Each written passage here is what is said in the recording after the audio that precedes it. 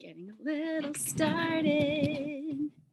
Getting all the pieces together. We've got teapot. Power. Really important. Can't turn off the recording because if I turn it off, I will never remember to turn it back on.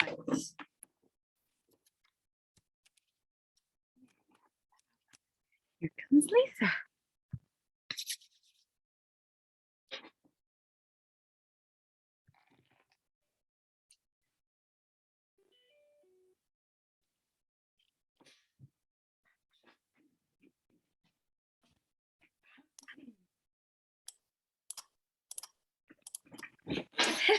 Hello. Hi. Good to see you. Good to see you too. How are you doing? I am doing really well. I'm really excited. I stumbled upon a tarot spread this morning, and I was like, well, this is what Lisa and I need to do, called the manifestation spread. Oh, cool. Yeah, but we have to do a first step, which is getting clear on what we're manifesting. Yes. And I feel like you and I both have like some idea, but like we'll do a little work there. Oh, hi. How are you doing? How are you? I'm hanging in. Yeah. It's been a doozy. Yeah. Yeah. It sounded like a real spiral. Yes. Absolutely. Yeah. And I have to tell you, I love the I just did this morning. I did the A Good Death reading. I sent it to you, but I literally just did it like 2 minutes ago. And I didn't even like examine the cards or anything. I don't even have to. I just looked at the cards. I was like, okay. I know now. Well, now I have to find it. Oh my goodness. That Ace of Swords is just following me around. Which one is it? Ace of Swords just keeps following me around. Oh yeah, there she is again. Yeah. Oh, I'm so glad that Page of Cups showed up, because I was just noticing it this morning, and I was like, oh, that's such an interesting card. Okay, so before we dive in though, let's create our little gorgeous sacred space. If you have something to burn, it's a good time for burning. I'm just gonna use a little spritz and okay. So I have these gorgeous bells, and we're going to use this to just clear some space.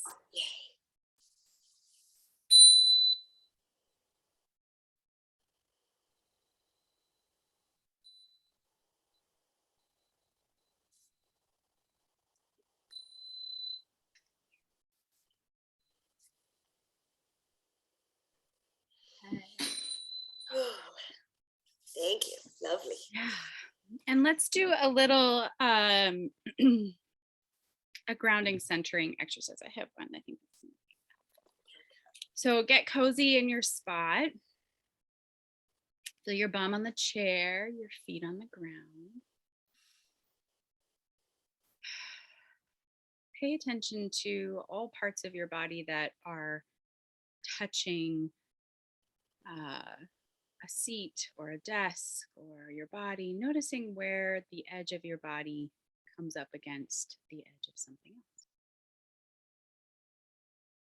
And taking a deep breath.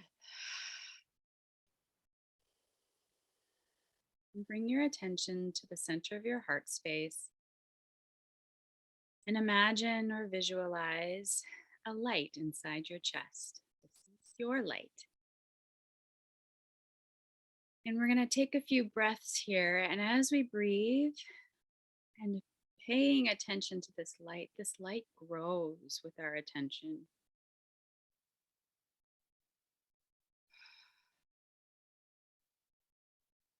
It's always been there. It's always been there to support us and inspire us and motivate us.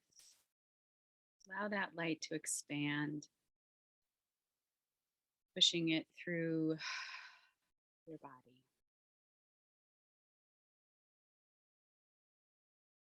Now, visualize how your light has spread out and dispersed through your thoughts, through interactions with people, emails, experiences, grocery store visits, and start to call back your light. Imagine it like golden threads returning to the center chest area.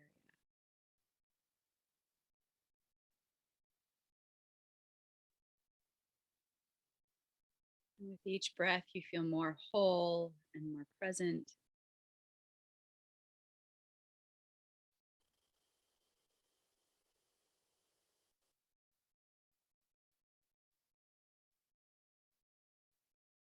And now visualize a pair of scissors. And wherever it feels good and right, trimming off those tendrils, those connections that might drain your energy. And just letting those be free and calling your energy back to yourself.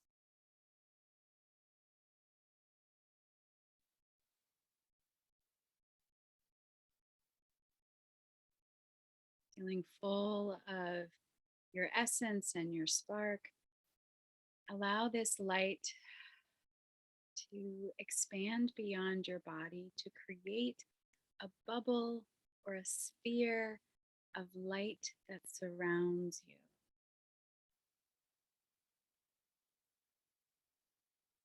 Know that you are protected here, that the energy inside this bubble is chosen and programmed by you.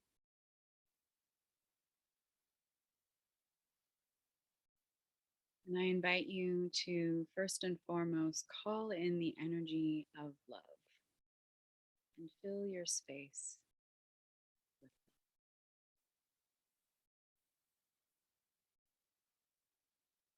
a big inhale, sending gratitude to your body, to this place, this moment in time,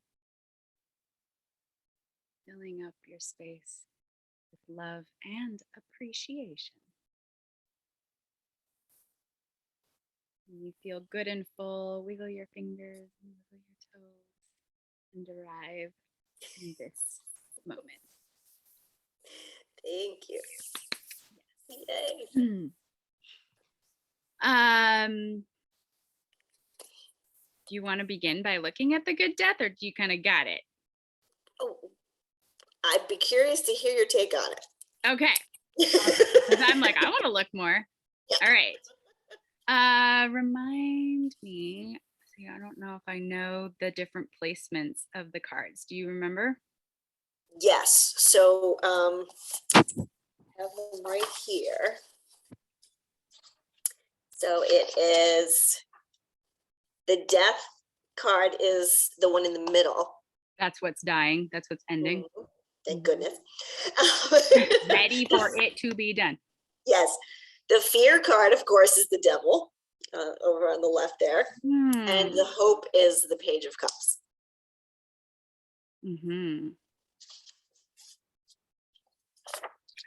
I'm curious what this Ace of Swords is meaning to you, or like how it's showing up.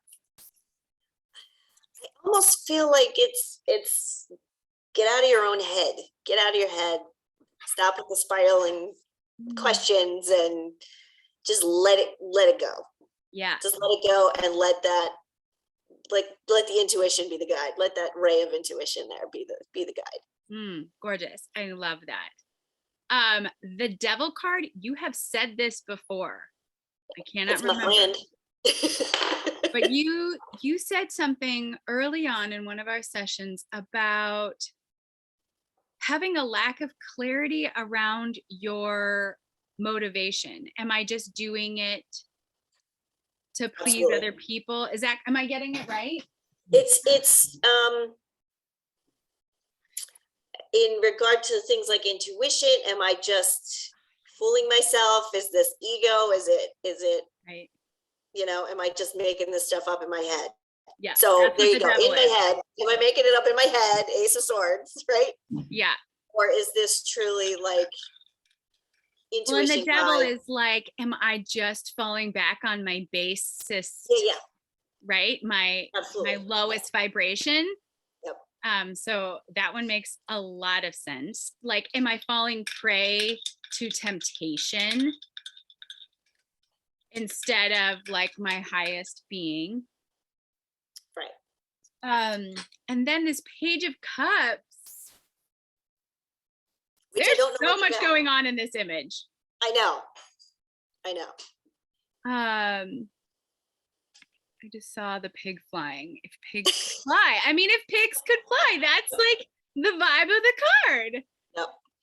right? Like, it's so surreal. And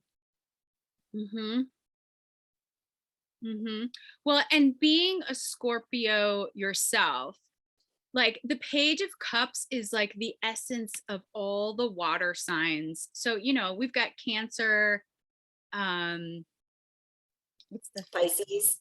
oh yeah, Yep.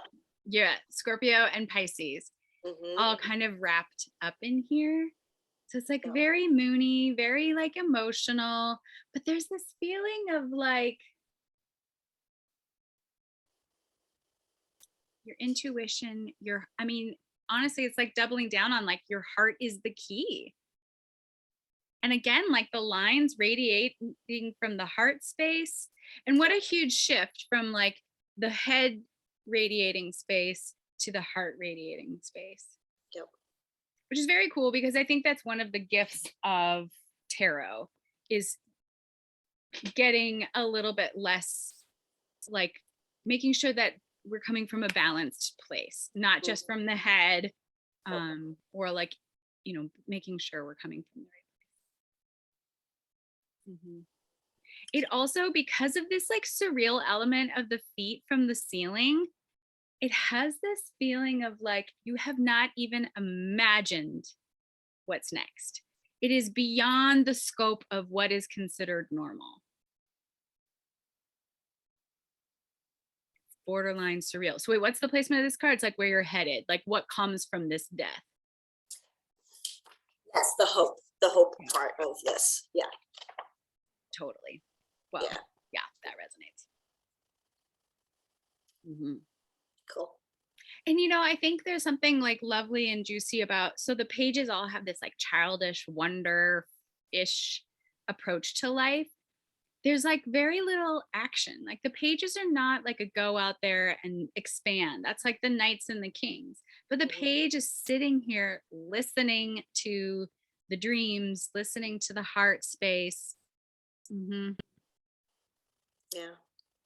Yeah. And I love that quality. I don't know if you've studied auras, like aura colors and things. So I met someone many years ago who reads aura colors, and you know, and there's this wonderful book by Pamela. I will find you the name. It's called Life Colors. I can't remember the name of the author. Somebody's got my book, or I'd show it to you because I've lent it so many times. And so my aura colors are, I'm sort of half and half, yellow and purple. And so the purple is the really intense and wants to do good in the world and like super duper, like uber action and intense. And the yellow is like, they say, people who read aura colors say that everybody comes in yellow. It's the new little kiddo, puppy, happy, all he wants to do is play. That's the energy that I get from this card. Like totally, that Page of Cups is just that, you know, if pigs can fly in that, you know, in that realm, right? Yep, exactly. Pigs can fly. Yeah. Cool. Yeah. And I feel like I've been mired in the intensity of it all. And I don't think that there's been the joyful, and we were talking about joy, right? That's what we're trying to get to. Yeah. And I think that's what's been missing a Yeah. lot. I don't think that's been focused on at all. Yeah. Well, this is a great segue into pulling some cards around manifesting what the soul wants to adventure into next. Yep. Let's do.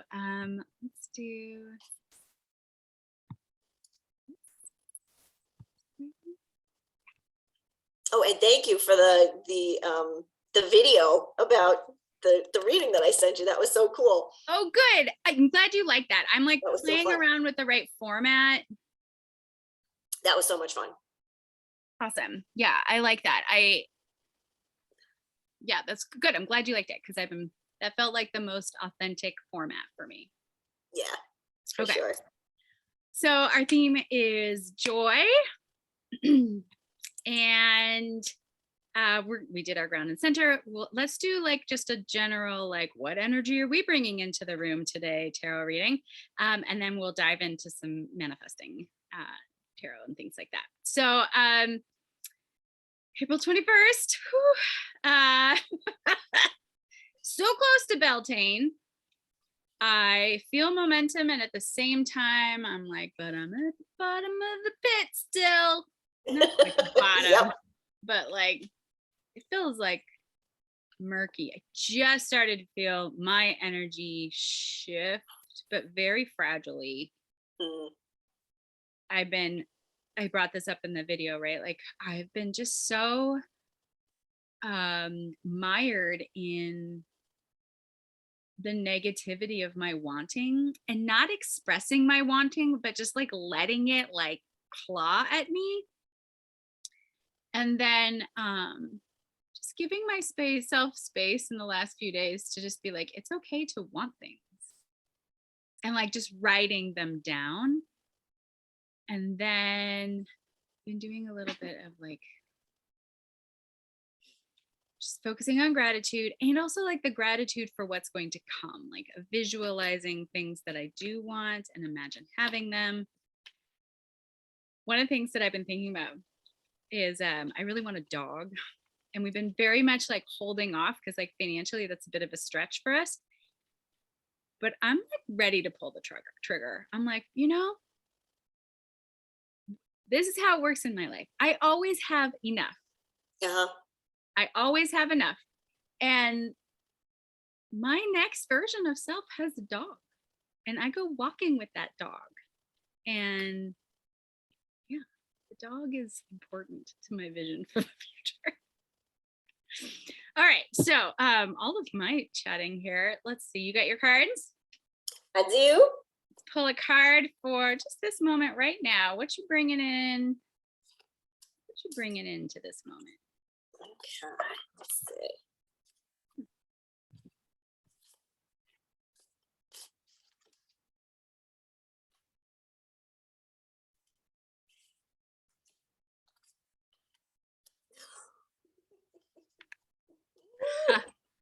Woo, what you got?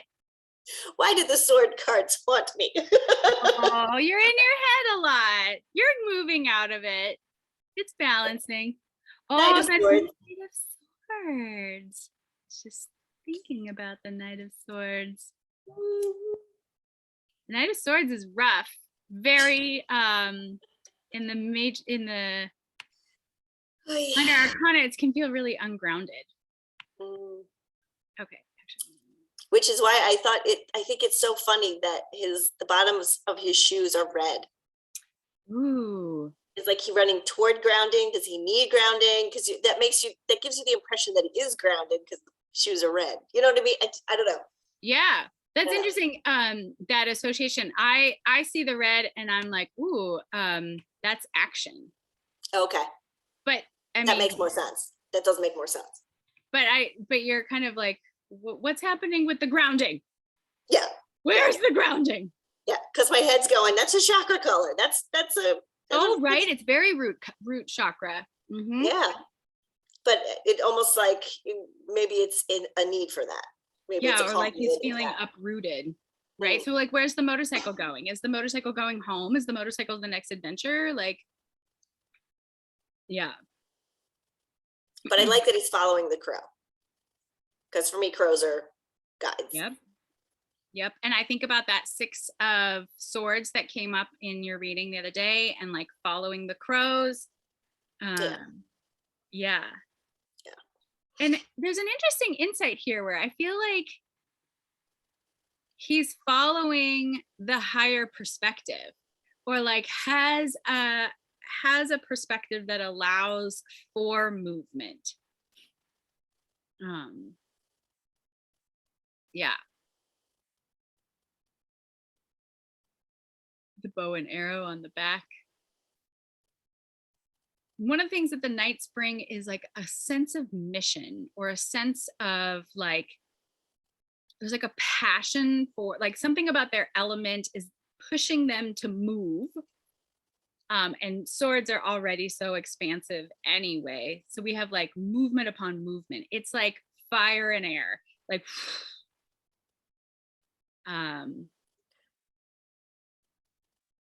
which is like why it can feel really ungrounded and things feel like they have not landed. Like he doesn't look anywhere close to home. And let's be honest, he is running away from a turbulent place. Like that's with the hood up and the bow and arrow on the back. Like that was not, wherever he's coming from was mentally tumultuous. Yeah. And I think it's interesting because it looks very much like the same character that's in the Seven of Swords. It's the same person. Oh yeah, this one, which we just saw. Yeah. And we were talking things about imposter syndrome and interesting. All right. Okay. So we got some mental tumult. I can't say the word. Mine is the Two of Pentacles. And in light of what I was just talking about, I feel like I have two realities like kind of coexisting. There's like this present moment, and then there's this other timeline where I'm well resourced and my body is strong and capable, and and somehow bringing them into relationship. It's not a whole yet, but I'm dancing. I'm trying to keep it fluid. That's my vibe right now. Yeah, trying to keep them both afloat. Yeah, I got to keep them both afloat. It's a little bit of an emotional turmoil, like down here, right? Things are up and down for me, but yeah. Again, a little nod to like who's in your pod, who's in your boat. This is also the card that I always got when I first had the babies, like 2 pentacles, twins at the same time, and being like, whoa, how do we juggle this? Right. Also, like, life for me is in flux. My sister just left. Springtime brings like a new kind of energy to the homestead, and like what we do with our work and our time and our finances. So yeah, it's a time of shift. Okay. All right. Cool. Shifting, changing vibes. Okay, so my thinking for this first spread is to kind of just get a look at what the soul okay, let's I kind of have like I kind of want to take 3 perspectives on like where we're headed, intentions moving forward, and you can tell me if this works for you. So thinking that there is like the ego is intention, like I want to do this. This is the direction the I ego part wants to. Then there's like the more of like the soul, the spirit soul having a human experience on earth to learn and grow and experience. Like, what does the soul / spirit want for what's next? And then the third one is like, did I talk to you about the phrase, when nothing is done, nothing is left undone? Yes. Okay. So thinking about the force of the universe, and like, if you just stop trying to make the world look in your image and let the universe use you, pick you up and put you into the flow, where is the universe? What direction does the universe have for you? And I think it'll give us some interesting insight into where there might be tension. um, and then hopefully like lead to, my goal would be is that from that spread there could become like a sentence or an affirmation. I don't know if you heard this shift, like a lot of people talk about, like instead of saying an affirmation, say an affirmation. That's cute. I like that. Right, so instead of like I am da da da, it's like what if I was. Yes. So to come up with an affirmation to kind of propel you and sync you up with the momentum that you feel like is authentic and true. That's very cool. I think that's great. Yeah. Cool. Awesome. Okay, so we're gonna do ego, me. We're gonna do spirit / soul. I have not solidified my concept or understanding of either of those terms, but I think that we're kind of a blend or a mix of something there. And then, okay, the universe. So we're going to say Lisa's momentum. All right. Do you want to pull cards or would you like me to pull cards? What? I'm going to ask the pendulum and see. Do I want to pull my own cards for this? Is it better if Erin pulls the cards for this? Thank you. It says Erin. Yeah. Should be the card puller for this one. I think it's afraid I'm going to get more swords. Okay. So as I shuffle and kind of connect with the cards and really call in the medicine that Lisa needs, I'm calling in crow, I'm calling in hawk. The power of the wind, it's been quite windy. Things change and shift. And the sun, bright light, shining, shimmering, authentic.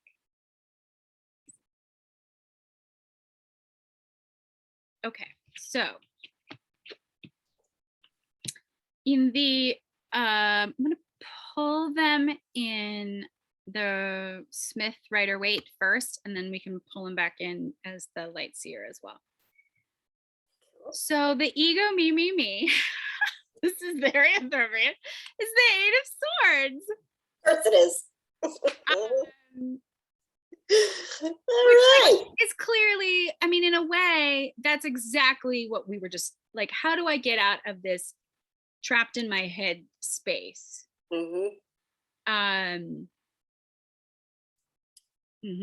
There's a great depiction of this in the Gaian Tarot, and it's someone who's feeling lost, and so they pull out a map, like getting a sense of like perspective, like pause, I can't move forward here, it would be foolish, harmful for me to move forward right now. I need to take a different perspective. She's a lot of a nod to the Two of Swords, which is very much like there's a big moon above her head, like checking in with your intuition. So let's see what Eight of Swords looks like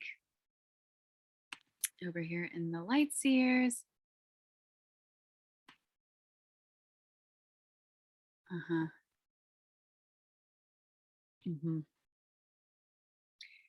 Well, and what's interesting here is it really mythologizes, or like it separates a feeling of like I am bound. But when I look at myself in reflection, when I look at myself in the tarot, when I look at when I reflect on my life, I feel or I'm experiencing this boundness. And the crow is really participating, like wrapping her up in this web of like, I always, whenever I see this card, I think of, if you're ever at a point in your life of like, how did I get here? How do I get out? And like the like, I can think my way out of this. Not possible. It's not a think your way out of it. Okay, so then the spirit or the soul, the direction it wants to head is then the Knight of Swords, which you just pulled. And I want to say, because it's showing up, it has this feeling of like the energy that you brought into the room today was so much more than just the me, Lisa.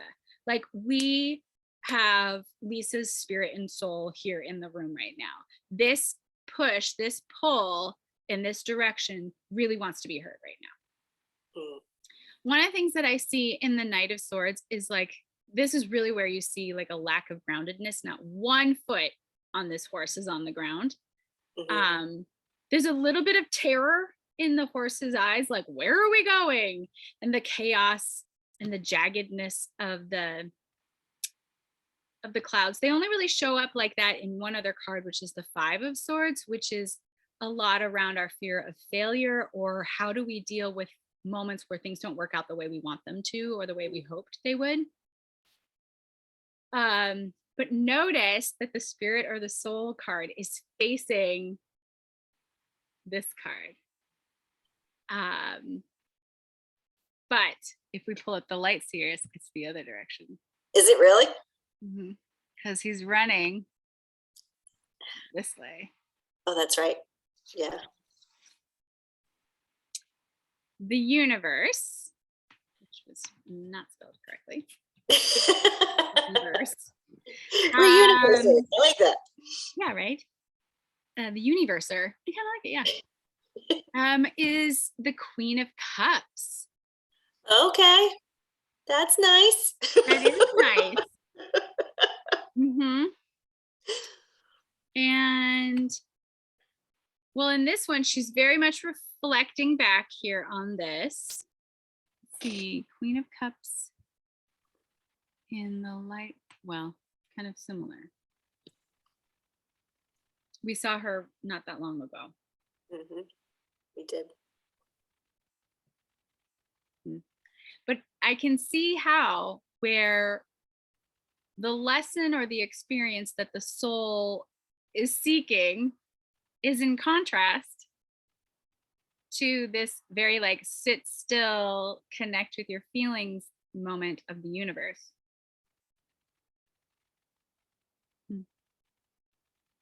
But maybe there's something about this shift, this movement that is like imperative or necessary in order to get to the Queen of Cups. Or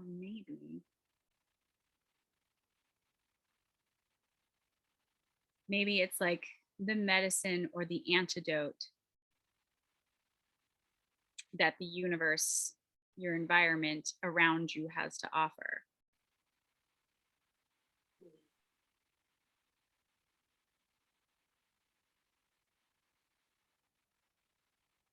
The cards that we were just talking about this morning, the death spread, the good death, the Devil on the left.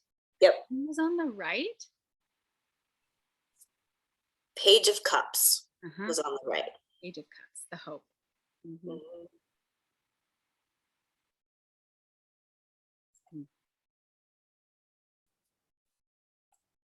When you think about the direction of your life, and if you could fold the timelines and step into a different one, I mean, the Queen of Cups is also, it is Scorpio's card. It's fixed water. So what's all the swords about?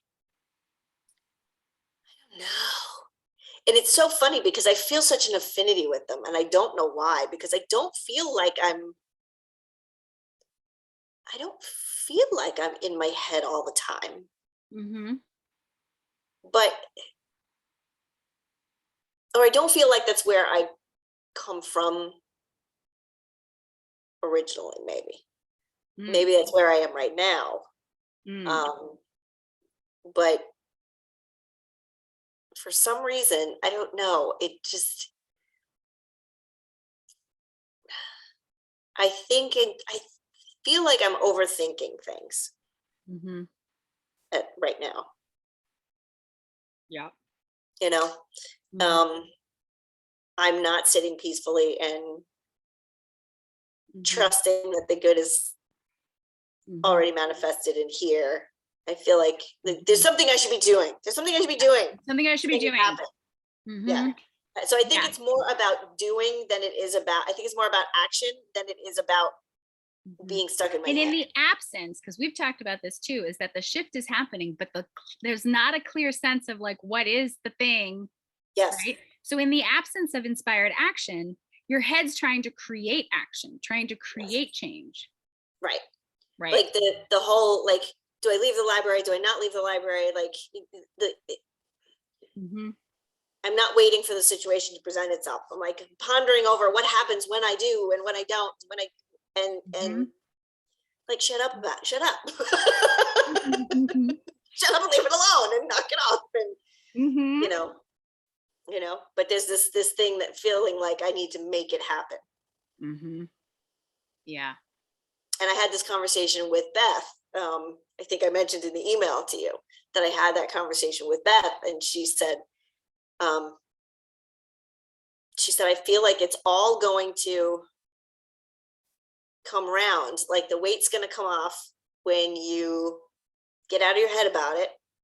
And the right situation is going to present itself when you are feeling healthy and happy and ready for it. So maybe like my excited about manifesting thing is really me participating in this very like Knight of Swords, like we need to create momentum. But maybe we could do a little work on this Queen of Cups energy of, not worrying about, jumping into anything new or different, but like, what does it look like, feel like, sound like when I am well rested, nourished, in the flow, receiving inspired action?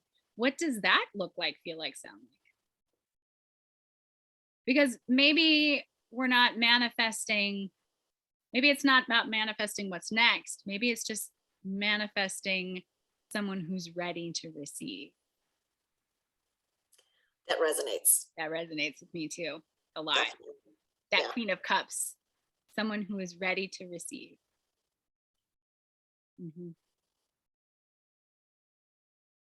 Okay. I want to do the same spread for me to see if there's any overlaps. Absolutely. Okay. Yay. Yay, right?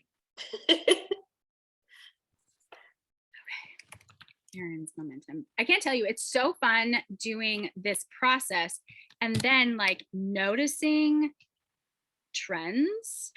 Like it is such one of my favorite things about being now like a professional. You probably feel this way, like professional energy worker, when you're like, okay, this is not personal.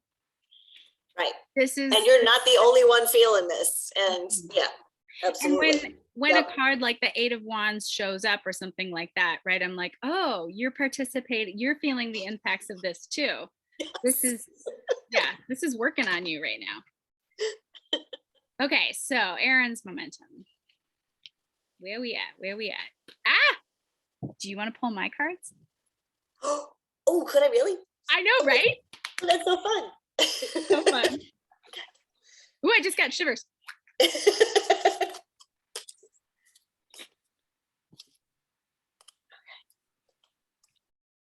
Reminding the universe, thank you very much. And we're pulling these cards for Erin, not for Lisa. These are for Erin. Yay.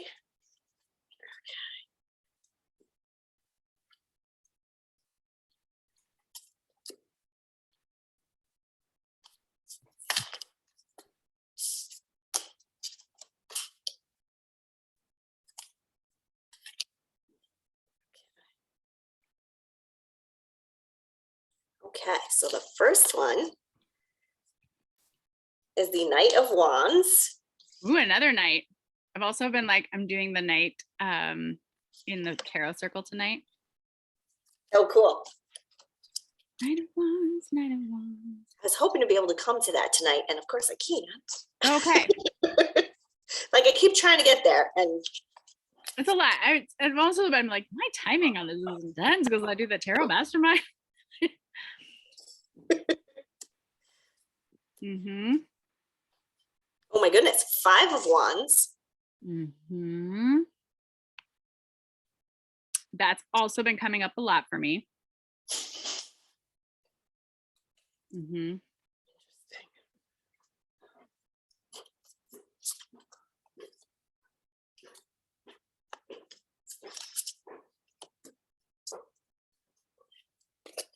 Temperance. Ooh, beautiful. Nice.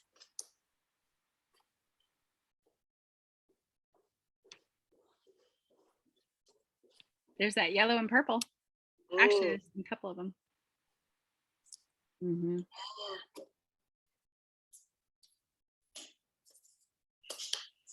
Well, I mean, in the vein of like, I must do things. I must create momentum and action. Very Knight of Wands. Yeah. Knight of Wands too is also like particularly creative in my experience, like so much like impulse to make something and express myself. Her drumming kind of with this fire coming out of it. And all these like magical beads coming off of her. Mm-hmm. And I've been investing in that a lot, like creating unicorn space and participating in my art group, highlighting some of my art. Yeah, making sure that the creative side of me is really well nourished. The 5 of Wands, the dominant story for the 5 of Wands for me right now is in line with Brene Brown's Daring Greatly. I think she starts it out with a quote about stepping into the arena. And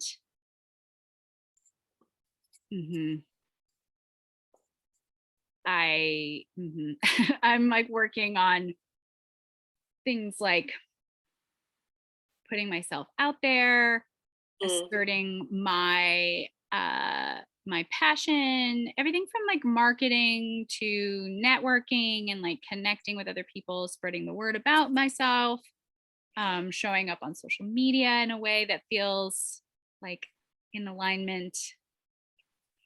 And it's scary. Like the 5 of Wands is uncomfortable. Like they're definitely like up in the air. They're not grounded. Actually, both of our cards have a very like not groundedness to them. Yeah. And then the universe, Temperance. I mean, it echoes the 2 of Pentacles that I had earlier. He's got these 2 orbs.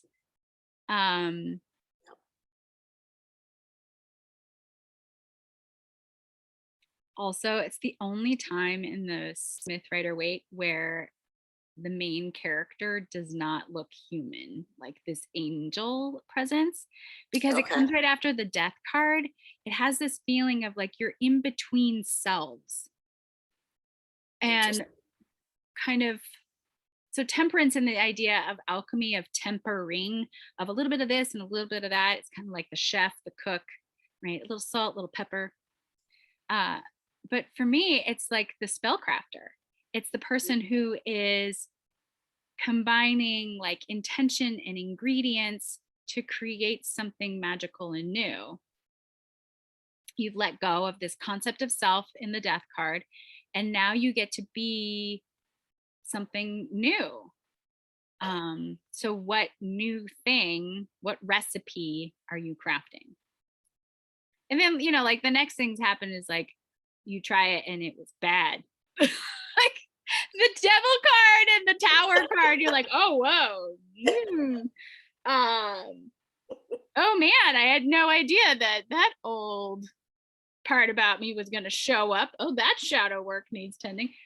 But in the meantime, you get to like create a new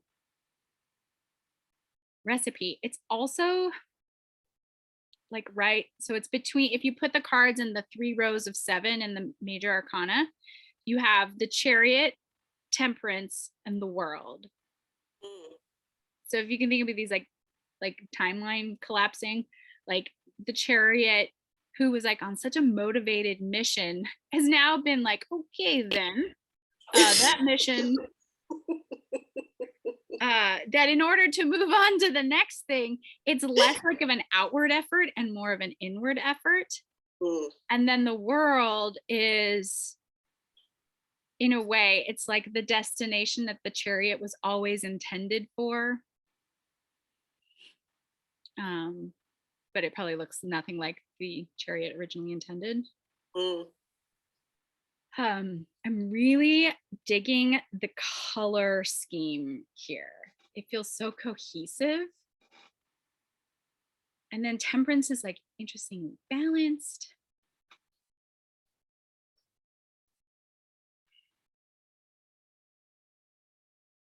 Mm-hmm. I've been feeling this impulse of late of just getting ever more clear on the elements that I want to have in my life. That's the recipe, right? Right? Exactly. Yeah. And turning it into a blend of both what I'm super grateful for already having, and then really excited for what I'm going to have, and trying to like take that approach. Mm. And it's interesting, you mentioned that in the lessons, talking about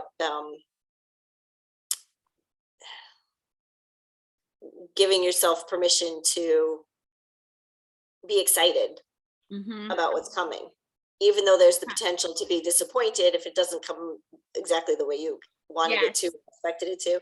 Yeah. Yes, you've booked your ticket to Hawaii, and it's, you get to be excited now. Yeah. Exactly. And knowing that there's the potential to be disappointed in some way. Well, and also like what gets activated inside of you with the fear of being disappointed, and like where does that come from? At what point in your life were you disappointed? Pre-pandemic, when we were all disappointed. Over and over again, disappointed. Yeah. But interesting, I see similarly in both of our cards an impetus to move, shift, and act. And then this real strong call from the universe to sit and be still. Sit and be still. Yeah. Which is very tricky.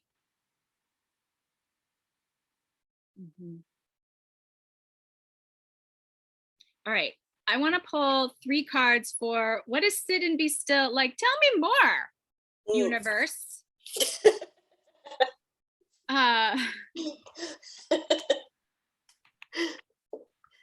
Universe says, be still. Why? Maybe like, clarify. And I want to say specifically, because you got the Queen of Cups, clarify the emotional landscape. Like if you could paint a picture of what it felt like in a way.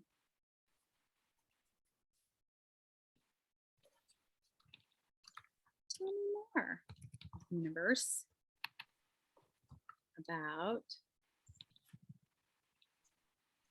stillness.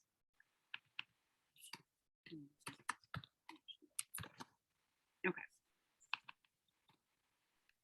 I'm not gonna label these anything. I'm just gonna.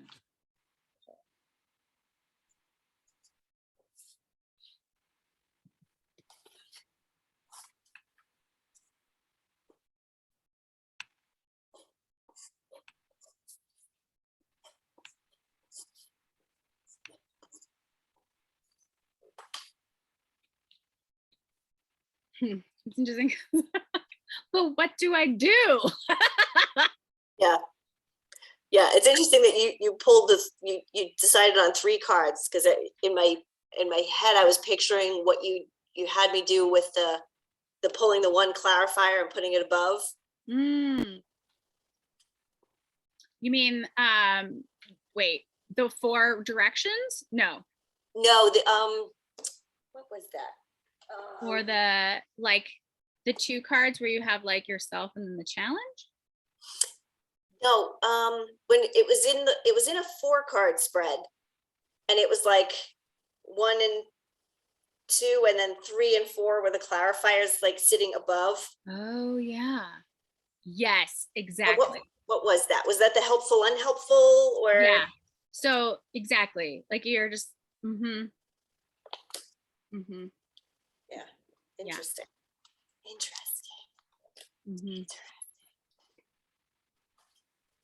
So fun. There's so many fun things you can do. Sorry, I'm throwing pencils around. What am I doing? No, exactly.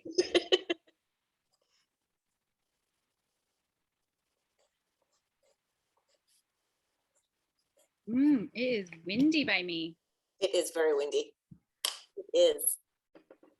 I had windows open earlier. I had to close them. Oh my goodness. Oh my goodness. Okay. These are so exciting. Oh my goodness. All of these cards were so exciting. So first of all, there's the 10 of Cups, which to me is like all the available joy. Which has come up a couple of times now. Yeah. And is like such a clear antidote to any like lack mindset or I don't have enough or, just like, then the 9 of Cups, which we just were talking about, like, it's okay to get excited. It's all happening. Wow. And then the Sun card. Again. Yeah. Oh my gosh.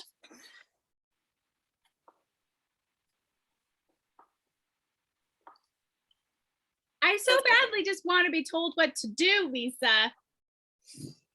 Right? Like, what do I do with my energy?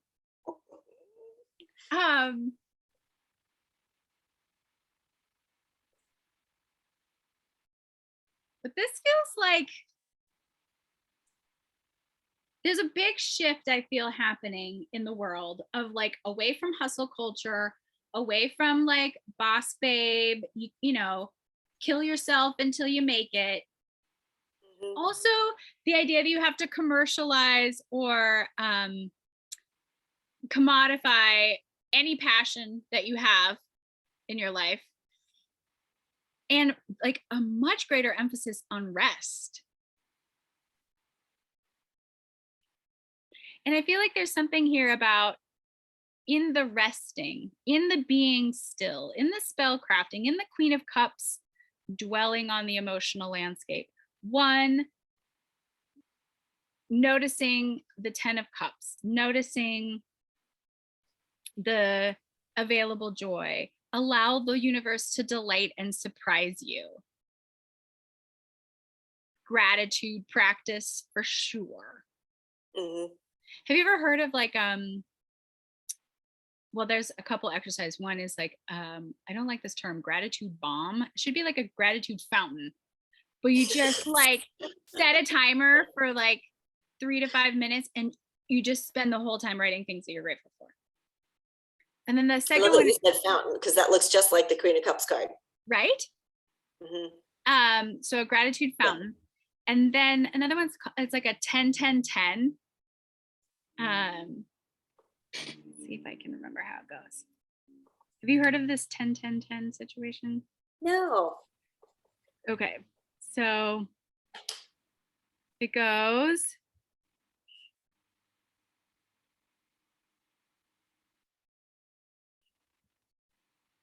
It is 10 things you love, things that you are grateful for, and you make a list. Then it's 10 things you want. And then it's 10 things you love to do.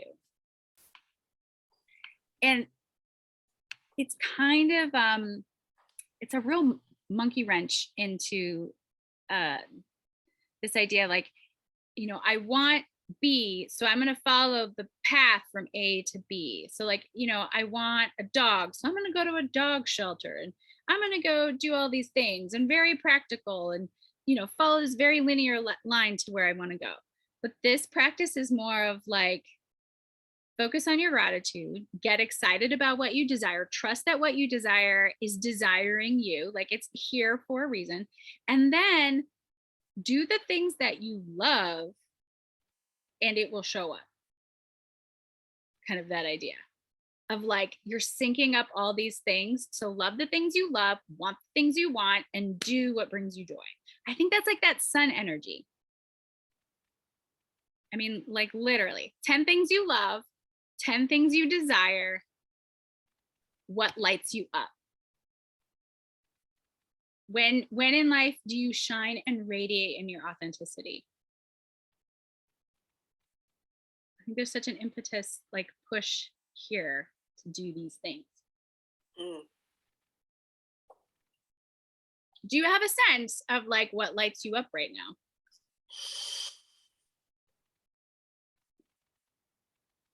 Where you feel your most radiant, authentic self? I was actually thinking when you were talking about it, I was like, do I have 10 things? Are there 10 things right now that I could actually name?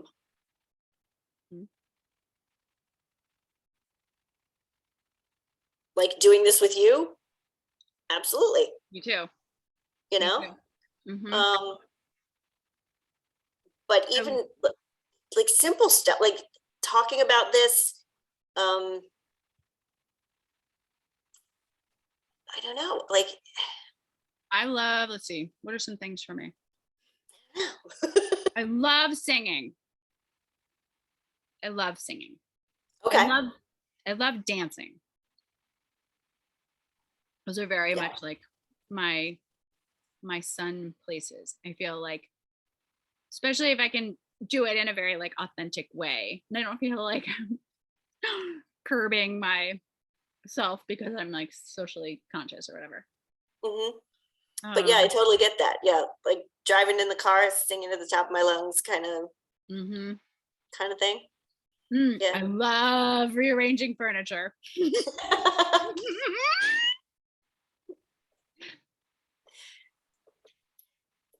It's funny because I did that upgrade tarot spread and there's like, what's your joy, meaning, and power? And my power was the Tower card, and I immediately rearranged my furniture. I was like, yes, this is my power.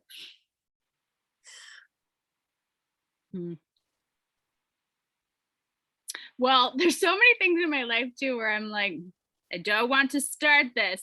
So once I do it, I feel really lit up. But it's like going for a walk, going for a hike in nature for me. Yes. So hard to get started, but I feel so much better when I do it. Yes, that's true. Art is the same way for me. I'm like, oh my God, I can't get started. But then I do it and I'm like, oh my gosh, it feels so full and bright. I know it's nerdy, but I say reading. I know, me too. And if I could create like a whole vibe around it, like, yeah, the right cushions, fireplace, beverage, all of that. Yep.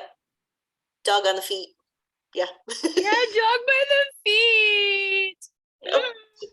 Yes. It's just where she is right now, by the way. Whenever we do this together, there's a dog underneath the desk. Nice. So cute. I love that. So grounding. Okay, so let's pull some cards around like authentic sun. Where's the sun vibe for Lisa? Lisa's sun vibe. Kind of the idea of like, what are the spaces, the energies, the mindsets that are really nourishing, where you feel lit up? What does spirit want to remind you of?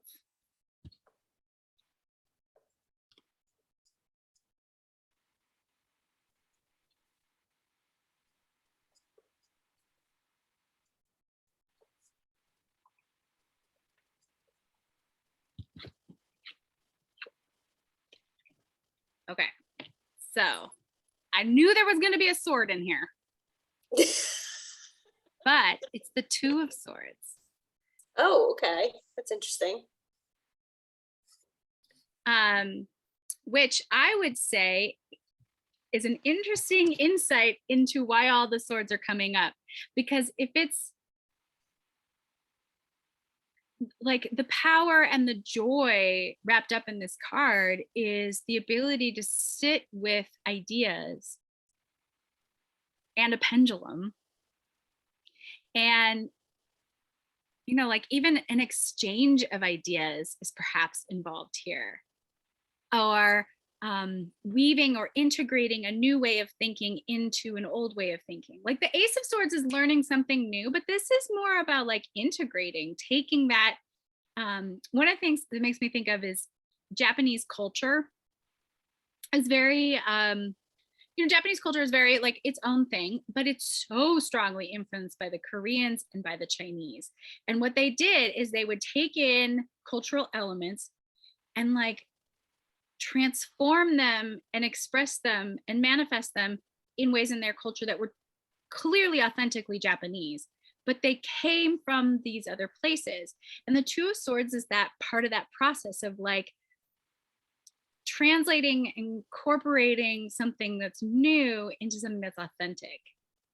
It makes me think of like all this swordsy mess that's going on, that moment when the insight or the intuition kicks in, when the integration starts to happen, that is very meaningful, and therefore like a very like authentic sun type energy. It's like a superpower, and you're really good at it, Lisa. Like how many times have you met a new teacher, gone down a new path, met a new modality, and then woven it into your perspective? That's like this card. And I love the moon. Such a nod to the mysteries and the intuition and all this water behind her. Like it's a very swordsy card, but it's also clearly water. Mm-hmm. Interesting. So she would be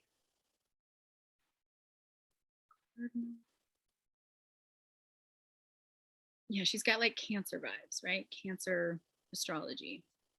Okay, so speaking of Cancer, the Knight of Cups.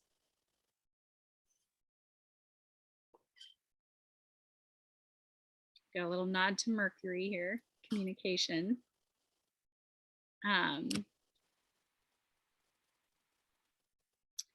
So, the Knights are always about movement, and their element reveals something about how they move. So think about water. Water's like go with the flow. So the Knight of Cups loves this feeling of trusting the intuition, moving from that heart space. And again, like these cards, I think in a way, take what we were seeing in those other cards of like what's showing up right now in your life. And like, they're not showing up because it's like happening to you. Like, what if it's showing up because your soul loves this puzzle? Loves to figure out how to get out of how to translate a new idea, how to reconnect with the heart space and move from there. It's been fascinating, like doing this work around the whole library thing, because this has been actually fun, and it's actually been showing me insights into why I'm here, how I got here. It's allowing me to acknowledge that I'm put myself here. Do you know what I mean?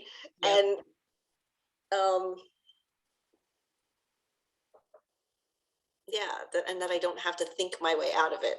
Mm-hmm. Mm-hmm. I can stop beating myself up for being here. Yeah. Still. Yes, exactly. That is like one of the greatest gifts of tarot for me too, is like, I don't have to dwell in the like how or why am I here? What, like, oh, woe was me, or like hating on myself. Um and instead be like, all right, what can I do here? Or like, how is this for me? Mhm. And even just the concept of when you said resentment is really envy. So what is it that you envy about this? And it's like, okay, I envy nothing about the person involved. So what is it that Yeah, what did you gain insight on? What is it that you wanted that like someone else is getting? I think it's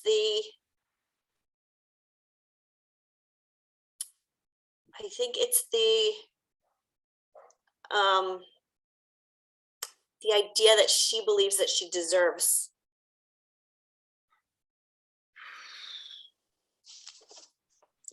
It's that The the whole imposter worthiness. syndrome, the self-worth, the whole, Mhm. yeah, Will you tell that's what me? it's about. I mean, are you comfortable like sharing like what's going on? Sure. I mean, if you're comfortable hearing it, I didn't want to burden you with it. Oh And no, I am like, like so curious. I'm like okay, dying over here. okay, It's okay. funny because I was like, as soon as I got off that call with you, I was like, man, I wish I just asked her point blank because I was like Oh God. dying Okay. of curiosity. And I was like, maybe she doesn't want to talk about it, but I could have given you that choice. But yes, I'm dying of curiosity. Okay. Okay. What's going Because it affects Eric too, and that's why I on? didn't know if I'd be burdening you with information. Yeah, no, we are going to create some good professional boundaries here. What is yours. I will not share. Okay. um, and Eric knows about the situation too, so Okay. it's cool. Um, so this job opportunity came up in the Danbury Public Library. Okay. Mhm. And it doesn't require a graduate degree in library science, which I don't have. Mhm. Very good salary, excellent Mhm. benefits, like all the good things, right? All the good Mhm. things that can't offer, you know. Um, and Mhm. working with our former assistant director and our former tech services librarian who both work there. Our former assistant director is the director. Oh, I see. So these are people who used to work at Kent Public Library and have now moved Correct, down to the Danbury Library. Okay, got it. correct. Mhm. Um, and so I was like, all right, do I apply? Do I not apply? I don't know. Talk to Charlotte. Charlotte was like, "You're an idiot if you don't apply. Come on, we're gonna do your resume. It's gonna be great." I go, okay. So I said, you know what? I'm gonna throw my hat in the ring. It's not the job itself. The responsibilities of the job itself are not what I would consider my. Um, it's not the job that I would choose if I could say, okay, in a library work, these are the things I want to do. Mhm. But there was a willingness to, I'll step it up, and to help out with finances and to make our lives better. I'd be willing to try to do Mhm. this. Mhm. And Mhm. so, and if I didn't get it, I wasn't going to be that disappointed. I'd be disappointed about the money part of it, but not about the responsibilities. So I applied for this job, and I'm talking to Helene Bennett at the library one day. She is a volunteer who used to work with us. So she's retired. She volunteers there now. She's in the know. Yes. So she does not like Anne at all. Anne kind of drives us all crazy. I don't know if you've heard these things. I can't imagine you Yeah. haven't. Yeah. She's a Okay. lot. Yeah. So Helene loves to complain about everybody. She complains about Anne, she complains about Carol, she complains about everybody, complaining about people who we haven't worked with in 20 years. She's still complaining about them. And so she's complaining about everybody. She's talking about Carol, talking about Anne, talking about Katie at Danbury, and that's what triggered her to remember. She said, "Oh," but she said, Denise, our other volunteer, Denise. I said, "Yeah." She said, "She's really good friends with Katie's mom." And Katie's mom told her that Anne is leaving to go work with Katie at the Danbury Library. So Anne got the job? So they have Anne in mind for the job. Yes. So Anne's going to get the job. It's a civil service job. Mm. So, you know, I got a message. It turns out Melanie applied for the job as well. I know I'm telling Melanie stuff, but she knows that I know, and you know, I've got a message saying that congratulations, you're moving forward in the hiring process. So I'm at least going to be interviewed. Okay. The job required 5 to 7 years of library experience, so Melanie was told she did not qualify, Mm-hmm. which she's not happy about. But she doesn't know about the Anne thing. The only person I have told about that was Eric, because that's going to affect both of our lives significantly at the Kent Library, if that happens, if she actually is leaving. Mm-hmm. And so that was I was still in the fuck you stage right there, because, you know, this woman has been pushing me aside for 11 years and I've allowed it. I acknowledge that I have been allowed this situation to occur. Mm-hmm. But now again, like the first sarcastic thing that came into my head was, how dare I imagine that there could be something good out there for me when the far superior Anne Beekman Argentieri walks the planet. You know what I mean? I was so angry. I was so angry. But there's nothing that I envy about Anne. The only thing I envy is the fact that she thinks she's just worthy. Everybody should bow down. Everybody should, you know what I mean? I don't have any of that. But I don't really want it really either. You know what I mean? It's like such a struggle. But it was interesting because when I was talking with Beth about it, she's like, were you really going to be that disappointed if you didn't get this job? And I said, no, it's the fact that she's getting this job. Do you know what I mean? And I'm still, and because I'm put myself in this situation, I'm going to have to go in and smile and do the interview, knowing that somebody else is getting this job and somebody who moved me out of the way again is getting this job.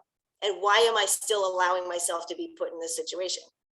But I'm acknowledging that the reason that I applied in the first place was really to say to the universe, okay, I'm ready for the next thing. You know what I mean? I don't have to be stuck in the Kent Library for the rest of my life. I can be 80 years old and working part-time. I mean, when's the last time you applied for a job? Oh, yeah. It's been a long time. Yeah, it's a long time. So you're saying to the universe, I'm ready for change. Yes. I'm ready for a shift. Well, and I would not make it at the Kent Public Library. It's a shit environment. No one's happy. How many people have left? And you know who is 100% responsible? Carol. 100% responsible. She takes no initiative to create a cohesive, collaborative community. Yeah, but the interesting thing is, I had reached out to one of our former board members to ask her if she would be a reference. I had asked Eric as well, so Eric knew I was applying. I was having this conversation with both Angelique, who was the former board member, and Helene, who was the former employee there. This culture has been perpetuated over multiple directors by the board. Oh. So there has been, you know, we had a wonderful progressive, the person who hired me was amazing. And the board likes somebody they can control. So they brought Carol in because Carol will just be a little puppet and she will do whatever they want. And, you know, and in the absence of strong leadership, someone like Anne gets to set the tone. It's true. It's true. It's tough. And, you know, but I also kind of blame Anne for it too, because she allows it. She takes on whatever Carol doesn't want to do. You know what I mean? And she takes all of the reins. She wants all the things. Yeah. And the only time any of us get anything is when she's done with it and there's something better that she can be doing. So we'll give the scraps to everybody else. But it's been perpetuated for a while now. It's not just Carol. Carol is a symptom of serious dysfunction. Board. Yeah, serious dysfunction. Like we could have had Gina Laprinzo, who worked with us, who was our former youth services librarian, who was interim director before they hired Carol, but she wasn't going to be a puppet for the board. She wasn't going to do whatever they said. And And it was one of the reasons that Angelique felt comfortable leaving, because she was just like, Carol's what you want. I'm glad I'm moving to New Hampshire. Yeah. Because I have a reason to get out of here. Okay, so as you're talking, the third card is the dominant energy that I feel. Like this this fiery like what hill are you going to what's the phrase? I don't know, I can't, it's not coming to my head, the idiom. But like, you know, where are you gonna stand your ground? Where, you know, what kind of like putting up a fight, like a final stand kind of vibe. This feeling of like, what am I really passionate about? What am I willing to sacrifice? Do I want to keep, I mean, he looks beaten up. Like, do I want to keep up this tough fight, or do I want to put my wand right here and bail? But so in the Waite Smith deck, this platform you see in these two cards,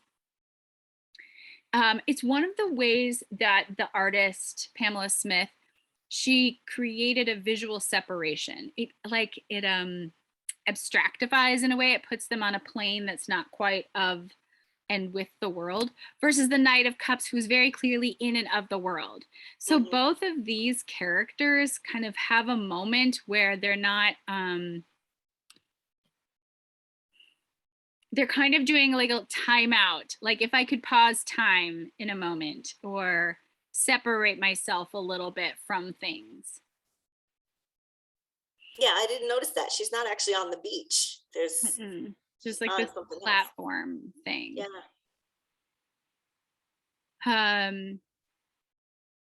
It's interesting because I hear this story about applying for the job, and to me it seems very clear that the universe did not want you to have that job. That is not, you did not apply for that job because it was truly going to give you the life of your dreams. It was going to, you know, it was you thinking up a solution and thinking that was, you know, it wasn't quite right. It wasn't inspired action. It was just like, logically, this makes sense.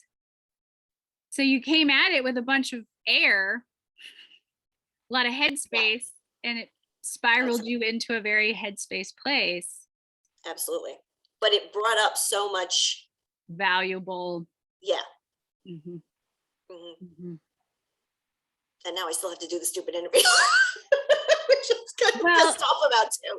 But, you know, who knows? You never know. You never know where that could take you. Because right now you're going off of like how many people were between you and the actual truth right now of that about Anne. Like, who knows what's really happening? They might be really excited that she applied, but maybe they haven't totally made up their mind. Also, like, you never know too. Like, I think this is part of what the Knight of Cups is like. They just bring all of their heart, all of their love for people and adventures. The Knight of Cups is in love with love, and they don't show up because they want to do something or change something. They show up because they're passionate about love and making sure people feel connected, and they are, you know, they're going to rally people's emotions and get people excited about something. You know, you could show up into this interview or whatever comes next, you know, whatever situation, show up in as this Knight of Cups. I am here on a mission of love. I am on here in a mission to feel connected. I am on a mission for community. And, you know, whether it's this job or even better yet, they're like, you know, so-and-so is leaving and they have this job that's just perfect for you and your skill set. And what a beautiful opportunity to show up, because you do have a sense of what's like possibly, maybe, probably going to happen, is to show up and say, you know, this job description, doesn't highlight the best parts of myself. If I were to dream up the dream job and go in there and tell them your dream job, what is the worst thing that could happen? They Right. might be like, well, I'm so glad you mentioned that because there's this in this position, or we happen to know that this job is opening up at this other library, or, you know. Mhm. Yeah. And I think something here about this Nine of Wands is about, the phrase is coming to mind, like protecting your energy.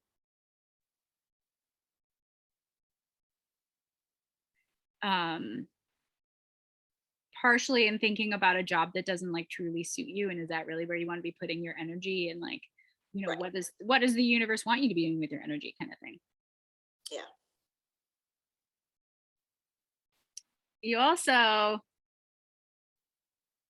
um well, thinking about your previous cards and thinking about, like, I feel like there's a clear push to move and shift your work, possibly leaving the Kent Public Library. But like the of Wands, he's so clear about, like, if he's going to stand there and fight till the end, he knows what he's fighting for. He knows, you know, what this channeling, this intense channeling of energy, why they, like, he has such a clear sense of why.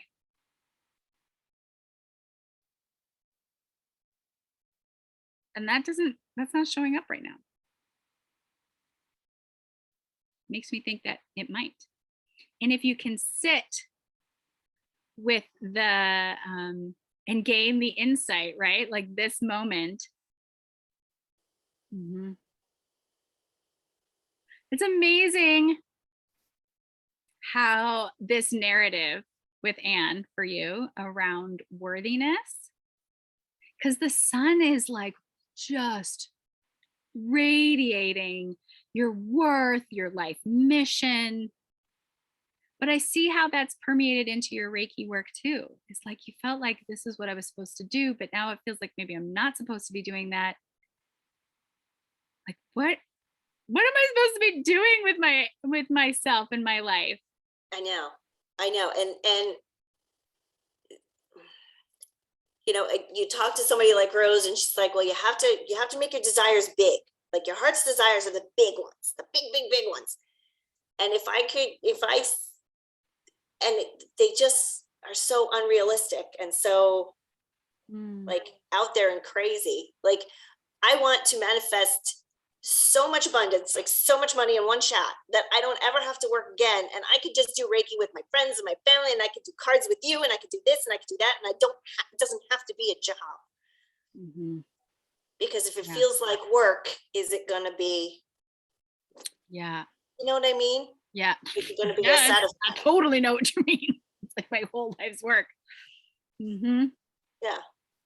So I don't Well, want to manifest another job. right. You want to manifest freedom. Yeah. Hmm. Yeah. Which is why when you were talking about Or financial even freedom the more other day, that's not, specifically, you want to create soulful, spirit connected space and time. mhm, You want spaces where you can put your blindfold on and not worry about your roles as a person who works, or a wife, or a dog owner, like, and you just connect with your spirit and your soul. You want to feel connected. You want to feel um like you, well, and the cups, that kind of emotional energy, that's like kind of like the Reiki energy too, in a way. I think is like, you know, you want to be someone who is here to share the magic of that and use it to help and foster greater love and increase the vibration on the planet. And you don't want to be used. You don't want to be a pawn in someone else's story. You want to be the author of your own life. You want to be the one who decides yes or no.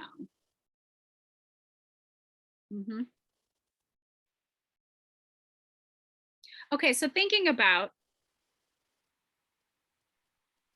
creating, because one of the things that I get hung up on is like, I'm trying to manifest money, but that's not really what I want. I mean, I do, because it allows me the freedom to do what I want. It makes me think about like the homework for right now I'm not trying to move or shift or change anything. I'm just sitting with my greatest desires is, oh my gosh, take a day off and arrange a spirit play date, and you get to decide when, where, who, like very 9 of Wands. You get to be the director of the day, and who you want to connect with and what spirit modality you want to work with, and fuck it to the norm of what a day might look like. For one day, one moment, one afternoon, one morning, live the best life.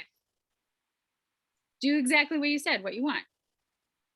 I just want to, and where you're like, I'm not worrying about money. I'm hanging out with my family and friends, doing cool spirit, heart-led work. And it's not an action. It's not a go out there, change, shift anything. It's just sit at home or be still. Work.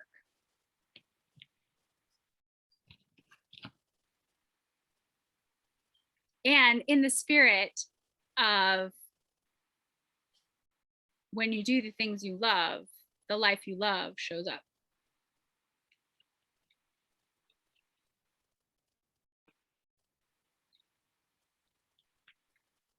How does that resonate? Yeah, it's interesting. It that 10-10-10 thing.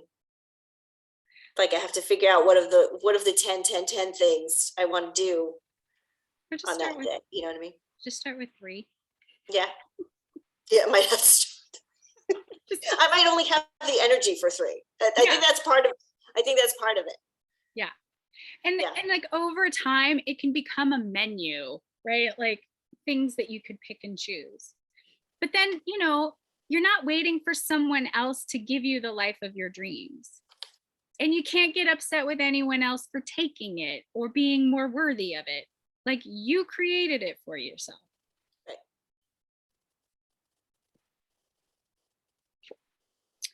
The medicine, I just pulled one card for some just medicine right now, thinking about the week going forward, what will bring peace.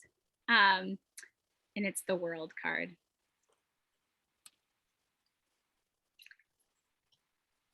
It's all happening. It's also a really good reminder too of like when I would sit in sacred moon circles with my friends. There was one of my friends who would say, whenever we'd sit down, she'd be like, I'm so glad to be in real space and time right now. Like this is like the fake stuff. This is the Matrix. And the world just makes me think of like creating a sacred space. And yeah, there's something about that worthiness narrative, or like that feels so linear. Again, like as if you could get from A to B on this like straight path. But instead, again, kind of like with the collapsing of the timeline, like what if it was just so much more synchronistic than linear? It's all here. It's just like they're all layered on top of each other. And call in your angels. Call in your spirit support team. And you don't have to be loud and bold. The sun is very Leo. It's very like loud and bold and sparkly, right? But the world has taken that authentic, radiant self and is not sparkly. They are just living.